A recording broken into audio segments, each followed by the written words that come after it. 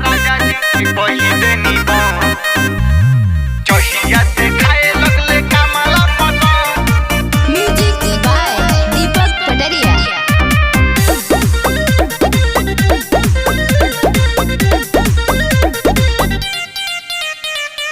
दुनु बेरा के कोइले बाबू उठावना जब से करा के ले आइल बगावना जब से करा के ले आइल बगावना।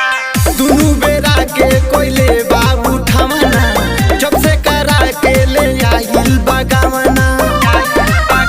अरे मुहावा से वो करा आवे दुर्गंध सखी आवे दुर्गंध आवे दुर्गंध। चुमा दिहल राजा जी के कोई देनी बन चहिया से खाए लगले कमला पसंद।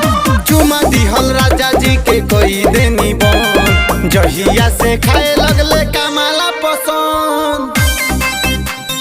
कमला पसंद कमला पसंद।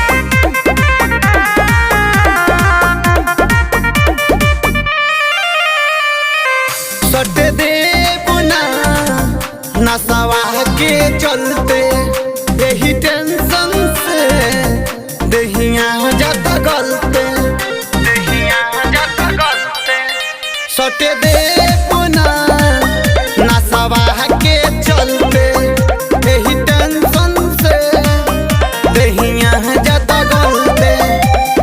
जिंदगी हमार कोई देले बझंड कोई देले बझंड कोई देले पसंद। चुमा दिहल राजा जी के कोई देनी बन जहिया से खाए लगले कमला पसंद। चुमा दिहल राजा जी के कोई देनी बन जहिया से खाए लगले कमला पसंद। चुमा दिहल राजा जी के कोई देनी बा चहिया से खाए लगले कमला पसंद। म्यूजिक बाय दीपक पटरिया।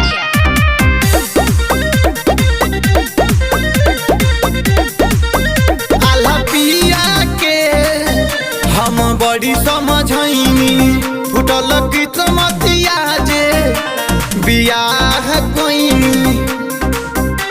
बियाह कोइनी। आला पिया के बड़ी समझैनी फुटल किस्मतिया जे बियाह कोइनी। जाने कौने बतिया के करे लागो मंड सखी करे लागो मन। करे लागो चुमा दिहल राजा जी के कोई देनी बन जहिया से खाए लगले कमला पसंद। चुमा दिहल राजा जी के कोई देनी बन जहिया से खाए